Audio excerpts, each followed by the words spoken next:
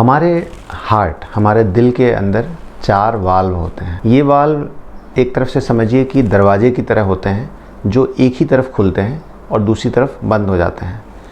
इनका एक ही काम है, हार्ट में जो खून का बहाव होता है उसको एक ही दिशा में रखना, एक डायरेक्शन में रखना।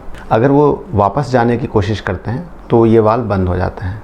तो हर धड़कन के साथ ये वाल्व खुलते हैं और बंद होते हैं, खुलते हैं और बंद होते हैं। ये हार्ट वाल्व में 2 तरह की खराबियां आती हैं। या तो वाल्व का खुलना कम हो जाता है और वाल्व सिकुड़ जाते हैं, इसको हम वैज्ञानिक भाषा में स्टेनोसिस कहते हैं। और या दूसरा, जब ये वाल्व कुछ ज़्यादा ही खुलते हैं और ये प्रॉपर बंद नहीं हो पाते तो इनमें खून वापस जाने लगता है, जिसको लीक कहते हैं और वैज्ञानिक भाषा में रिगर्जिटेशन कहते हैं। तो ये चारों वाल्व जो हैं, ये हार्ट के इन चारों वाल्व में ये खराबी आ सकती है। या तो वो सिकुड़ गए हैं या फिर उनमें लीक हो रहा है, या दोनों साथ साथ हो सकते हैं। जब इस तरह की बीमारी हार्ट में होती है तो मरीज़ को कई तरह के लक्षण होते हैं। ये जो बीमारी है, चाहे लीक होने की है चाहे वो सिकुड़ने की है, इसको मोटे तौर पे हम 3 हिस्सों में बांटते हैं। माइल्ड, जबकि बहुत कम सी प्रॉब्लम है। दूसरा मॉडरेट, जब प्रॉब्लम थोड़ी बढ़ गई है लेकिन बीच की है। और सीवियर, जबकि प्रॉब्लम बहुत ज़्यादा हो गई है और अब इससे बचा नहीं जा सकता, इसमें कुछ ना कुछ उपाय करना ही पड़ेगा, वरना जानलेवा परिणाम हो सकते हैं, हार्ट को बहुत ज़्यादा दिक्कत हो सकती है। तो ये जो लीक है और ये जो सिकुड़न की बीमारी है, ये दोनों ही बीमारी कई तरह की गंभीर समस्याएं, कई तरह के कॉम्प्लिकेशन पैदा करते हैं। और कई बार मरीजों को पता नहीं चलता कि उनको हार्ट की प्रॉब्लम है, उनको वाल्व की प्रॉब्लम है, वाल्व में सिकुड़न हो गई है या वाल्व में लीक हो रहा है, और वो अचानक किसी कॉम्प्लिकेशन के साथ आते हैं और तब जांच करने में पता चलता है कि उनको वाल्व की समस्या है। एक बार वाल्व की समस्या का पता चल गया और आपको ये समझ में आ गया या डॉक्टर ने आपको एक्सप्लेन किया कि आपको वाल्व की प्रॉब्लम है और इसे ऑपरेशन करने की ज़रूरत है, इस वाल्व को बदलने की ज़रूरत है। वाल्व बदलने का जो ऑप्शन है वो हमारे पास 2 तरह के वाल्व उपलब्ध हैं अभी पूरे विश्व में। पहला वाल्व, जिसको हम कहते हैं मैकेनिकल वाल्व। मैकेनिकल वाल्व वो वाल्व होता है जिसमें हम कुछ धातुओं का इस्तेमाल करते हैं और उससे वाल्व बनाया जाता है। ये वाल्व रिप्लेस किया जाता है आपके नेचुरल वाल्व से। जो वाल्व ख़राब हो गया उसकी जगह ये वाल्व लगाया जाता है।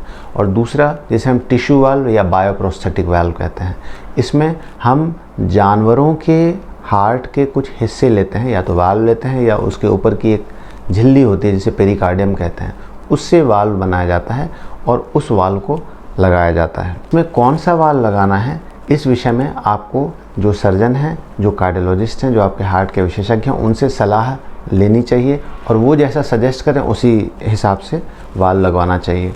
इसमें बहुत सारे फैक्टर होते हैं। मरीज का कॉम्प्लायंस कैसा है, मरीज दवा गोली खा सकता है नहीं खा सकता, वो कितने फ्रीक्वेंटली डॉक्टर को दिखा सकता है, कहीं बहुत दूर दराज एरिया में रह रहा है, और ऐसी बहुत सारी बातें हैं जिसके विषय में मैं अभी विस्तार से नहीं जाऊंगा। एक बार वाल्व का चुनाव हो गया कि आपको बायोप्रोस्थेटिक वाल्व लगवाना है या मैकेनिकल वाल्व लगाना है।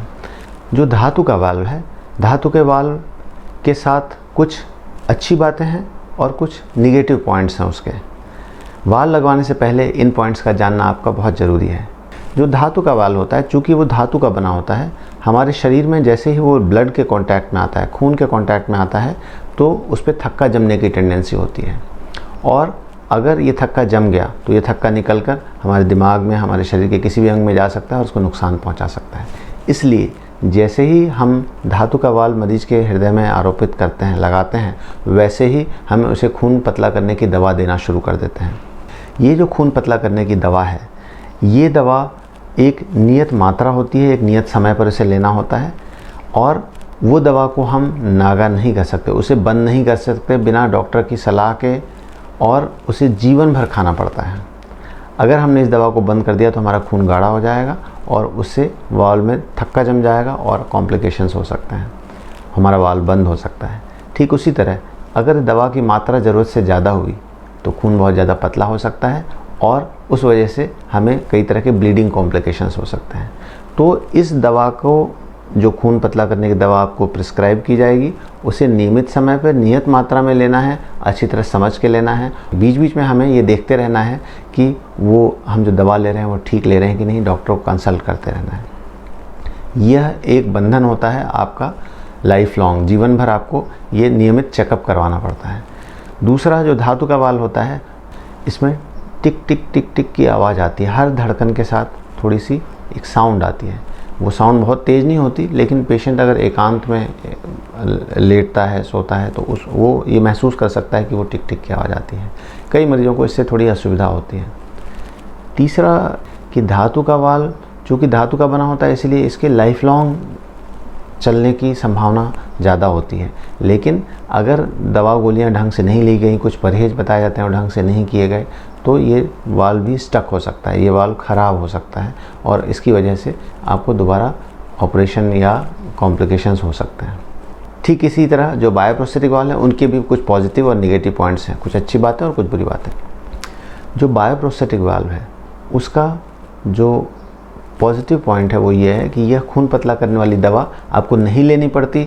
आप अगर लेनी भी पड़ती है तो शुरुआती के 2-3 महीने, उसके बाद आपको खून पतला करने की दवा नहीं लेनी पड़ती और इसलिए आप बार बार चेकअप करवाने से, इससे रिलेटेड कॉम्प्लिकेशन से बच जाते हैं।